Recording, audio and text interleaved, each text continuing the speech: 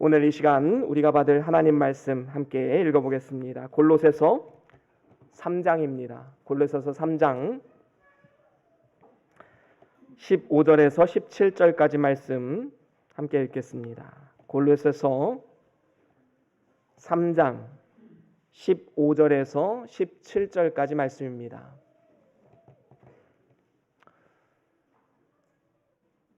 우리 15절은 유초등부 친구들과 선생님들이 읽어주시고요. 16절은 중고등부 학생들과 선생님, 그리고 17절은 다 같이 함께 읽겠습니다. 다 이해하셨죠? 예, 15절 우리 유초등부와 선생님들 크게 읽습니다. 유초등부 친구들 손 들어보세요. 손 들어보세요. 예, 여기저기 이렇게 흩어져 앉았는데 한 목소리로, 큰 목소리로 한번 읽어보겠습니다. 15절 시작.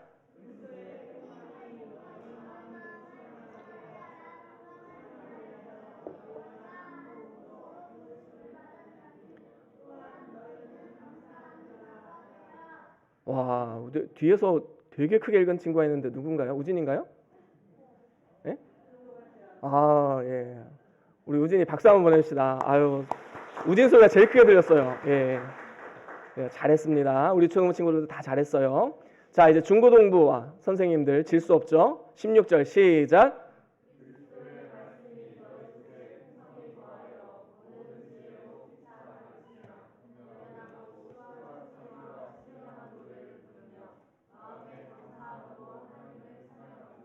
네, 선생님들 소리밖에 안 들리는 것 같은데요. 예, 우리 중고등부 학생들도 잘했습니다. 박수 한번 보내줍시다. 예. 자, 17절은 우리 다 같이 읽겠습니다. 시작. 또 무엇을 하든지 말에나 일에나 다 주 예수의 이름으로 하고 그를 힘입어 하나님 아버지께 감사하라. 아멘. 아멘. 우리 다 같이 우리 말씀 들고 함께 선포할까요? 우리 성경책을 다 이렇게 한번 들어보시길 바랍니다. 예. 말씀 들고 함께 선포하겠습니다. 시작. 주의 말씀은 내 발의 등이요 내 길의 빛이 되십니다. 주여 말씀하옵소서. 주의 종이 듣겠나이다. 아멘. 아멘.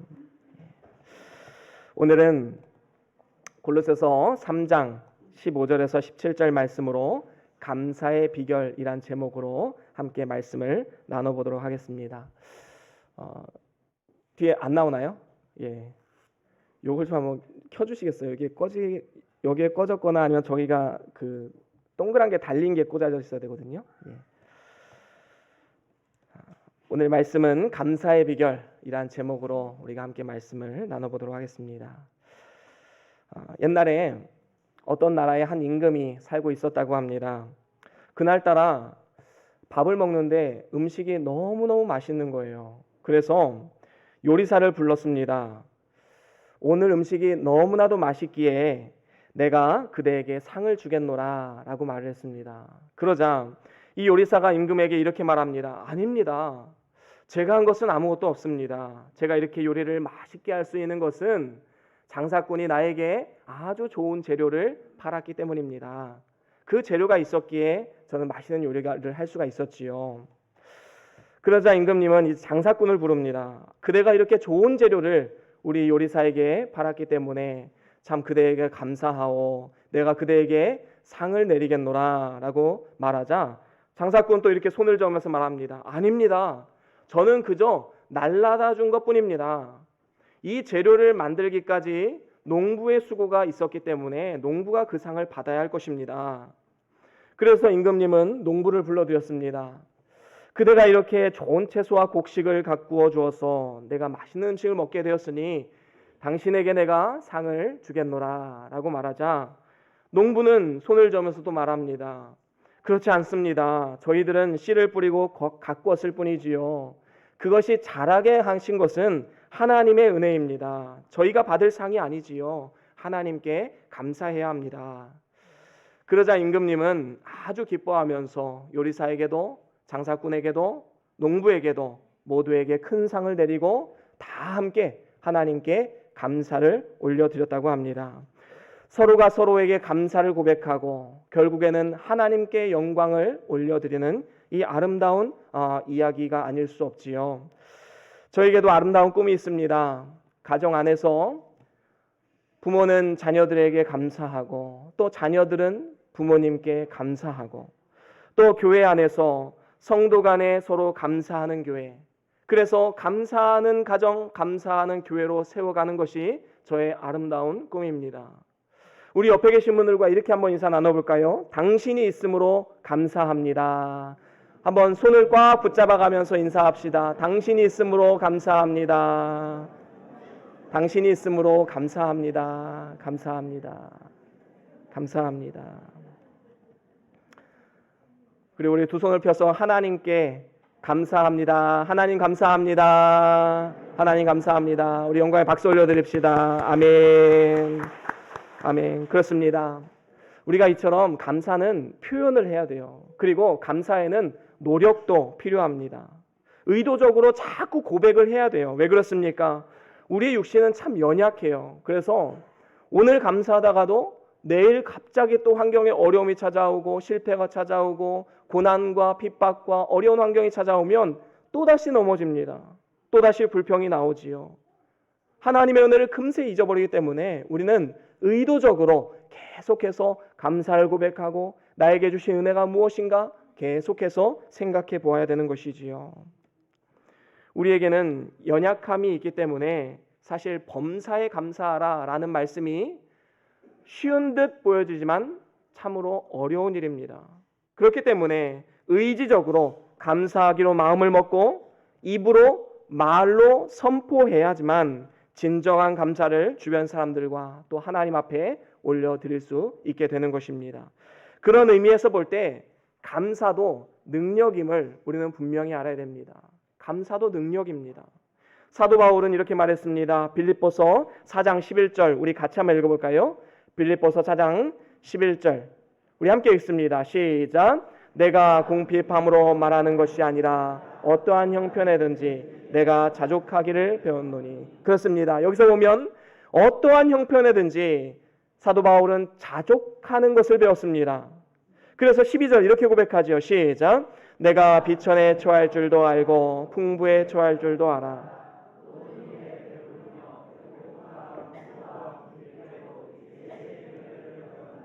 그렇습니다. 모든 환경을 이겨낼 수 있는 일체의 비결을 배웠노라. 그 일체의 비결이 무엇입니까? 13절 다 같이 읽겠습니다. 시작.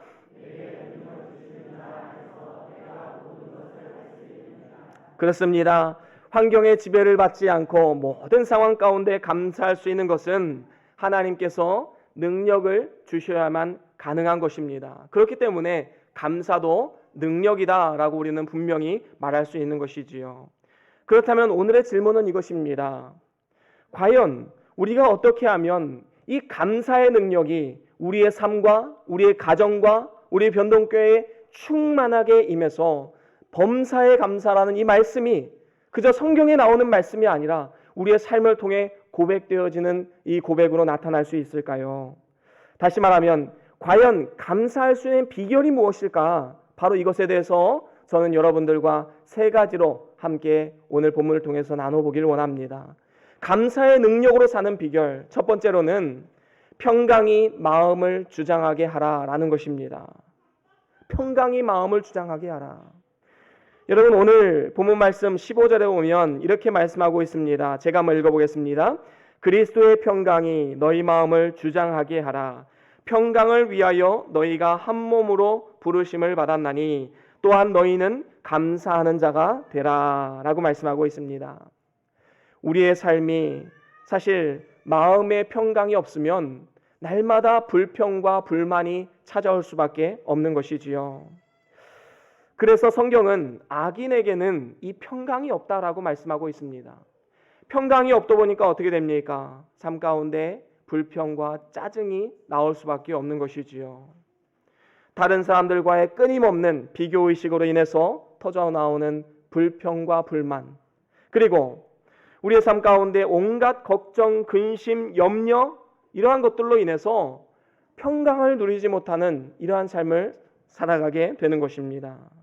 그러면 진정한 평강이 마음을 주장하게 하려면 우리는 어떻게 하겠습니까? 우리가 먼저 해야 될 일은 바로 예수 그리스도를 우리의 마음의 구주로 영접을 해야 되는 것이지요. 장차 이 땅에 오실 메시아를 예언한 이사야 선지자는 장차 오실 그리스도는 평강의 왕이실 것이다 라고 분명히 선포했습니다. 그리고 그 약속의 말씀을 성취하셔서 이 땅에 오신 예수 그리스도께서 이러한 말씀을 우리에게 주셨지요. 우리 요한복음 14장 27절 우리 같이 한 목소리 읽어볼까요? 요한복음 14장 27절입니다. 시작. 평안을 너희에게 끼치노니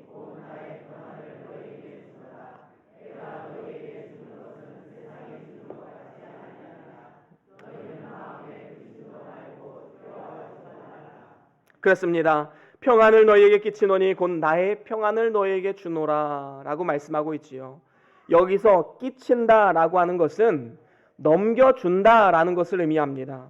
그래서 죄악으로 인해 평강이 없고 불평과 불만으로 살아갈 수밖에 없던 우리의 삶 가운데 예수님이 찾아오셔서 예수님의 그 평안을 그리고 평강을 우리에게 넘겨주셨다라는 것입니다. 그렇습니다. 부활하신 예수님께서 제자들에게 나타나셔서 뭐라고 말씀하셨습니까? 너희에게 평강이 있을지어다. 이렇게 첫 인사를 평강을 외치셨지요. 우리가 잘 아는 인사말 샬롬이라는 말이 있지요. 이 샬롬 이것은 히브리어로 평화, 평강 이런 뜻입니다. 평강이 있을지어다.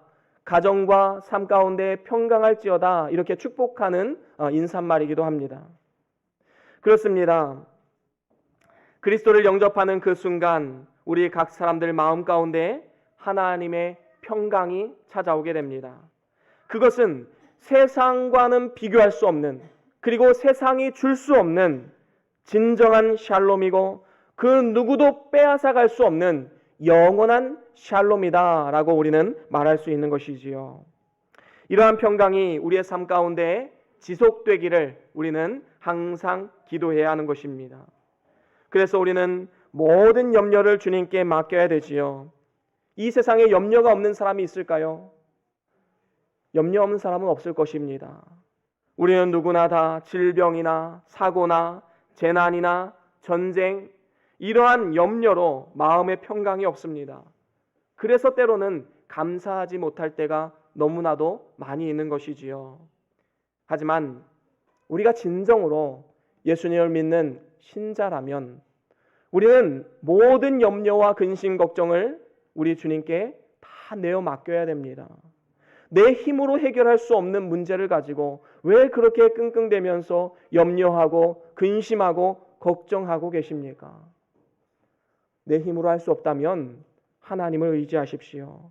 그래서 빌립보서 4장 6절에도 이렇게 말씀합니다. 우리 같이 한번 읽어볼까요? 빌립보서 4장 6절 7절 우리 다 같이 한 목소리로 함께 읽습니다. 시작. 아무것도 염려하지 말고 오직 모든 일에 기도와 간구로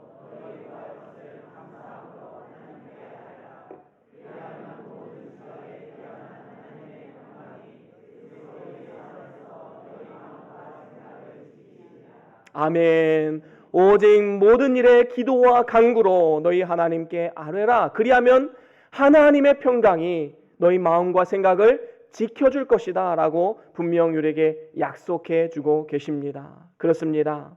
오늘도 추수감사주일을 맞이해서 저와 여러분들이 그 그리스도를 마음의 주인으로 모시고 마음속에 모든 염려와 걱정과 근심을 주님께 맡김으로써 주님의 평강과 평안이 그리고 기쁨과 감사가 우리의 삶 가운데 충만하게 임하게 되는 역사가 있기를 주의 이름으로 간절히 축원합니다.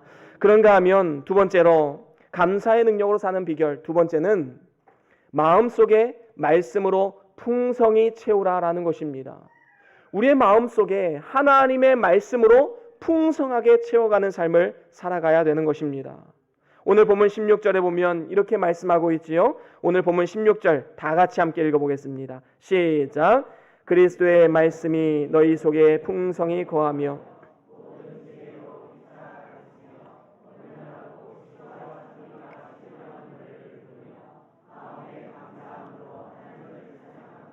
그렇습니다. 여기에 보면 그리스도의 말씀이 너희 속에 풍성히 거하여 라고 말씀하고 있지요.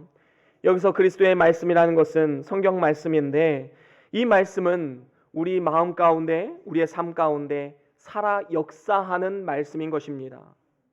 그래서 결국에 영생을 얻게 하고 우리의 마음과 생각을 변화시키기 때문에 우리의 삶 가운데 진정한 평화, 감사, 기쁨을 주는 것이지요.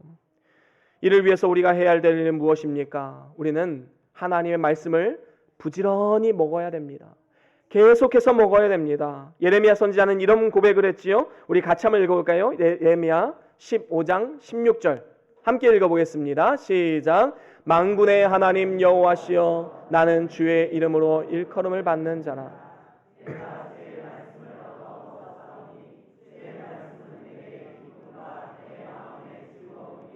아멘. 그렇습니다. 내가 주의 말씀을 얻어 먹었노니, 이 얻어 먹었다라는 표현을 쓰지요. 그렇습니다. 부지런히 하나님 말씀을 받아 먹었던 예레미야, 하나님 앞에 귀하고 아름답게 쓰임받는 종으로 살아갈 수가 있었던 것입니다. 그 결과 어떻습니까? 주의 말씀이 나에게 큰 기쁨과 즐거움이었다라고 고백하고 있는 것이지요. 그렇습니다. 이렇게 주의 말씀을 계속해서 먹으면 마음속에서 진정한 세상이 주지 못하는 참된 기쁨과 감사가 흘러나오게 되는 것입니다. 그리고 이를 통해서 오늘 본문 16절 말씀대로 피차 권면하고 가르치며 시와 찬미와 신령한 노래를 부르며 마음의 감사함으로 하나님을 찬양할 수 있게 되는 것입니다. 이러한 능력이 우리 마음 가운데 생기게 되는 것이지요. 그렇습니다. 우리가 잘 알듯이 사도 바울에게는 가시가 있었습니다. 그의 육체를 괴롭히는 가시가 있었지요. 괴로움을 주었습니다. 그것은 어떤 분들은 눈병이다, 어떤 분들은 간질병이다 이렇게 이야기를 하고 있지만 눈병으로 보는 학자들이 거의 대다수입니다. 어찌되었든 이것으로 인해서 하나님의 도를 증거하는데 너무 큰 방해가 되는 거예요. 육체가 괴롭다 보니까 삶이 힘들어지고 또 복음을 증거하는데 여러 제약이 있었던 것입니다. 그때 하나님 앞에 간절히 3번 구합니다. 하나님, 이 육체의 가시가 떠나가게 해주시옵소서. 여기서 3번 기도했다는 것은 그저 3번 하나님 도와주십시오 이렇게 기도했다는 게 아니라 하나님 앞에 정말 간절하게 기도했다라는 것이지요. 그 결과 어떻게 되었습니까? 과연 그 육체의 가시가 떠나갔을까요? 하나님께서 이렇게 말씀하셨습니다. 고린도후서 12장 9절 앞부분만 먼저 한번 읽어보겠습니다. 고린도후서 12장 9절 함께 읽습니다. 시작. 내게 이르시기를 내 은혜가 내게 족하도다. 그렇습니다. 지금 사도 바울에게 뭐라고 말씀합니까? 내 은혜가 내게 족하도다. 너는 참 은혜를 많이 받은 사람이다 이 말이지요. 사도 바울은 이해할 수는 없었습니다. 하지만 사도 바울은 이 말씀을 나의 말씀으로 받아 먹습니다. 아, 그래 이건 내 말씀이야. 그래 나에게 큰 은혜를 주셨지. 그 말씀을 내 말씀으로 받는 순간 어떤 역사가 일어납니까? 비록 환경과 상황은 달라진 것이 없습니다. 여전히 육체의 가시가 나를 괴롭게 하고 있고 상황은 변한 것이 없습니다. 하지만 그 환경을 바라보는 나의 관점, 시각, 나의 가치관 이것이 달라졌다라는 것이지요. 그러자 말로 형언할 수 없는 하나님의 큰 은혜를 경험하게 되는 것입니다. 그래서 그 다음에 뭐라고 고백합니까? 우리 그 이러므로부터 함께 읽어보겠습니다. 시작. 이러므로 도리어 크게 기뻐함으로 나의 여러 약한 것들에 대해서 자랑하리니 이는 그리스도의 능력으로 내게 머물게 하려 함이라. 아멘. 그렇습니다. 사도 바울이 이전에 말씀을 받지 못했을 때에는 이 육체의 가시가 너무나도 괴로움이었고 불평이었고 불만이었습니다. 그런데 하나님 말씀을 받아 먹으니까 내 은혜가 내게 족하도다. 그 말씀을 내 말씀으로 받아들이니까 이제 그 육체의 고난, 육체의 고통이 뭐가 되었습니까? 나의 자랑이 된 것입니다. 나의 자랑이요 나의 기쁨이요 즐거움으로 변화된 것입니다. 환경이 바뀐 것이 아니라 내가 그 고난을 바라보는 시각이 달라졌다라는 것이지요. 그렇습니다. 우리가 성경을 읽거나 설교를 듣거나 아니면 혼자서 골방에서 조용히 기도하실 때에 하나님의 세미한 음성이 우리 마음 가운데 들려지는 경우가 있습니다. 그때 우리는 이것을 나의 말씀으로 바꿔 이것을 받아 먹어야 되는 것이죠. 내 것으로 삼아야 됩니다. 그 말씀을 빨리 받아 먹을 때에 그 말씀이 우리의 마음 가운데, 우리의 삶 가운데 역사해서 세상이 알 수 없는, 그리고 세상이 줄 수도 없는 참된 평안과 기쁨을 누릴 수 있게 되는 것입니다. 이것은 환경을 초월해서 하나님께서 주시는 기쁨과 감사가 되는 것입니다. 이전에 하나님 말씀을 받지 못했을 때에는 감사를 한다고 해도 육신의 것으로만 감사를 했지요. 뭔가 잘 됐을 때, 뭔가 성공했을 때 감사할 수 있었습니다. 하지만 이제 하나님 말씀을 받으면 요동치는 환경, 그리고 환난과 역경 가운데서도 우리는 감사할 수 있는 능력의 사람들이 되는 것입니다. 저와 여러분들이 이 하나님 말씀을 통해서 삶 가운데 놀라운 하나님의 역사를 경험하고 어떠한 환경 가운데서도 날마다 감사와 기쁨으로 살아가는 축복의 삶이 될 수 있기를 주의 이름으로 간절히 축원합니다. 그런가 하면 마지막으로 세 번째로 감사의 능력으로 사는 비결, 세 번째는 모든 일을 예수의 이름을 힘입어서 하라라는 것입니다. 범사에 예수의 이름으로 하라는 것이지요. 오늘 본문 말씀 17절 우리 다 같이 한 번 더 읽어보겠습니다. 오늘 본문 17절입니다. 함께 읽습니다. 시작. 또 무엇을 하든지 말에나 이래나 다 예수의 이름으로 하고. 그렇습니다. 우리는 무엇을 하든지 말에나 이래나 다 주의 이름으로 해야 되는 것입니다. 예수님께서 십자가에 달려 죽으심으로 하나님과 우리 사이에 막혔던 죄의 장벽이 허물어지고 이제는 하나님의 은혜로 하나님과 대면하고 하나님께로 직통으로 나아갈 수 있는 은혜의 길이 열리게 되었지요. 뿐만 아닙니다. 예수님께서 부활하심으로 하늘에 있는 자들이나 땅에 있는 자들이나 땅 아래에 있는 자들로 모든 무릎을 예수의 이름 앞에 꿇게 하시고 모든 입으로 예수를 주라 시인하게 만드셨습니다. 그리고 지금 이 순간에도 예수님께서는 우리 모두를 위해서 말할 수 없는 탄식으로 하늘 보좌 우편에서 우리를 위해서 간구하고 계시는 분이심을 우리는 믿고 있습니다. 이러한 크신 은혜를 입었기 때문에 우리는 범사에 예수의 이름으로 감사해야 되는 것이지요. 그래서 에베소서 5장 20절에도 이렇게 말씀합니다. 범사에 우리 주 예수 그리스도의 이름으로 항상 아버지께 감사하며, 아버지 하나님께 감사하며 라고 고백하고 있습니다. 그렇습니다. 범사에 우리 주 예수의 이름으로 감사하는 삶, 하나님께서 오늘 우리에게 요구하는 삶인 것입니다. 우리는 기도할 때에도 예수의 이름으로 해야 되고 감사할 때에도 예수의 이름으로 해야 되는 것입니다. 특별히 예수의 이름으로 하는 것을 오늘 본문 말씀에서는 예수의 이름을 힘입는 것이다 라고 말씀하고 있습니다. 힘입어서 한다라는 표현을 쓰고 있지요. 이것은 하나님께 감사하는 것이 인간의 감정으로 하는 것이 아니다라는 것입니다. 예수의 이름, 예수의 능력으로 하는 것임을 분명히 말씀하고 있는 것이지요. 예수의 능력으로 우리는 힘입어서 감사할 수 있는 것입니다. 왜냐하면 예수의 이름에는 능력이 있기 때문입니다. 베드로전서 4장 11절에 보면 이렇게 말씀합니다. 우리 같이 한번 읽어볼까요? 베드로전서 4장 11절 함께 읽습니다. 시작. 만일 누가 말하려면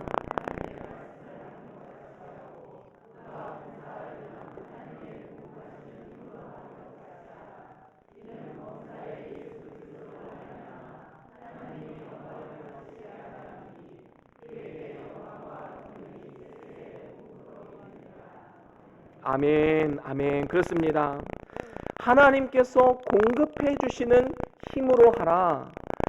우리가 모든 일, 봉사도 그렇고 예배도 그렇고 헌신도 그렇고 헌금도 그렇고 모든 일에 있어서 하나님이 공급하시는 힘으로 해라 라고 말씀하고 있는 것입니다. 그렇습니다. 오늘도 아마 추수감사 헌금을 다 준비해서 가지고 오셨을 것입니다. 사실 각박한 우리의 삶 가운데 하나님 앞에 우리의 수입 중에 일부를 떼어서 정성껏 준비해서 드린다는 것은 말처럼 쉬운 일이 아닙니다. 얼마나 돈이 쓸 때가 많이 있습니까? 자녀들을 위해서, 사업을 위해서, 우리의 삶을 위해서 돈이 나갈 일들이 너무나도 많이 있지요. 그래서 11조나 아니면 절기연금을 준비해서 드리는 것은 마음의 부담이 굉장히 큰 것입니다. 하지만 그럼에도 불구하고 우리가 기쁨으로 하나님 앞에 드릴 수 있는 이유 한 가지, 바로 그것은 하나님께서 독생자 예수 그리스도를 이 땅 가운데 보내주시고 또 우리가 이 땅의 소망을 품지 아니하고 영원한 것을 바라보며 살아가기 때문에 우리는 기쁨으로 하나님 앞에 드릴 수 있는 것입니다. 예수 그리스도를 생각하면 생각할수록 하나님 앞에 아까울 것이 없고 오직 아버지께 감사할 수밖에 없는 것이지요. 그렇습니다. 독생자를 보내주신 하나님의 놀라운 사랑을 아는 사람만이 즐거움으로 하나님 앞에 감사하고 헌신할 수 있게 되는 것입니다. 이처럼 우리가 예수의 이름을 힘입어서 거룩한 산제물로 하나님 앞에 드려질 때에 이것이 나 자신에게만 복이 되는 것이 아니라 우리 주변 사람들에게 하나님의 복을 전달하는 복의 도구로 우리는 쓰임받을 수 있게 되는 것입니다. 그리고 더 나아가서 하나님을 기쁘시게 하는 삶을 살아갈 수 있는 것이지요. 사랑하는 우리 변동교회 성도 여러분, 이제 말씀을 마무리합니다. 오늘 추수감사주일, 그리고 2019년도 이제 거의 저물어 가고 있습니다. 이 시점에 우리는 가정 안에서 서로 감사하고 교회 안에서 서로 성도들 간에 감사하고 더 나아가서 하나님의 인도하심과 도우심에 그 은혜에 감사하는 축복의 시간이 될 수 있기를 주의 이름으로 간절히 축원합니다. 여러분, 감사하는 것도 능력입니다. 나를 변화시키고 내가 속한 공동체를 변화시키는 진정한 감사를 위해서 우리가 세 가지로 함께 나누었지요. 우리 같이 정리하고 말씀을 마치겠습니다. 첫 번째는 무엇입니까? 그렇습니다. 그리스도를 마음의 주인으로 모시고 마음속에 염려와 걱정을 하나님께 맡길 때에 하나님께서 우리의 마음과 생각을 지켜주시고 하나님의 평강으로 우리를 인도하시는 것입니다. 그런가 하면 두 번째는 무엇입니까? 그렇습니다. 하나님께서 말씀하실 때 이것이 나의 말씀이다, 받아 먹으십시오. 받아 먹으면 그 말씀이 나의 삶 가운데 역사되어지고 환경을 초월하는 기쁨과 감사로 하나님께서 인도해 주실 줄로 믿습니다. 세 번째는 무엇입니까? 그렇습니다. 우리가 예배를 하든 헌금을 하든 봉사활동을 하든 섬김을 하든 다 예수의 이름으로 하십시오. 내 힘으로 하는 것이 아닙니다. 예수의 이름으로 감당할 때에 우리의 삶 가운데 진정한 기쁨과 감사가 찾아오게 되는 것입니다. 저와 여러분들, 그리고 우리 모두가 감사의 비결 세 가지를 꼭 기억하셔서 먼저는 가정이 감사로 하나님께 영광이 되고 또 교회가 감사로 하나가 되고 또 우리의 모든 삶을 통해서 하나님의 기쁨이 되고 영광이 되는 축복의 삶이 될 수 있기를 주의 이름으로 간절히 축원합니다. 우리 다같이 오늘 받은 말씀 기억하시면서 우리 잠깐 동안 기도하시겠습니다. 말씀을 받아 먹으십시오. 이건 내 말씀이다. 내가 어려운 환경 가운데 감사할 수 있는 능력, 바로 예수 그리스도의 이름으로 감사하면서 이 시간 나아갑시다. 우리의 삶을 돌아보면서 하나님 앞에 감사를 고백합시다. 묵상하면서 잠시 기도합니다.